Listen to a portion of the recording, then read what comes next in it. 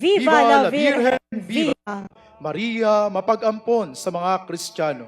Ang titulong ito ni Maria ay kaugnay sa pagtatanggol ng Kristiyanong Europa, Latin at Griego, Hilagang Afrika at Gitnang Silangan mula sa mga dikristyanong tao noong panahon ng Gitnang Kahanginan. Noong 1572, ang Islamic Ottoman Empire ay nagplano na salakayin ang Kristiyanong Europa. Tinawag ni Papa Pio IX ang mga hukbo ng mga Kristiyano mula sa buong Europa upang ipagtanggol ang kontinente at humiling sa mga mananampalataya na dumalangin upang tulungan ang mga Kristiyano. Ang pagkatalo ng mga Muslim ng Turko ay iniugnay sa pamamagitan ng panalangin sa ilalim ng titulong ito.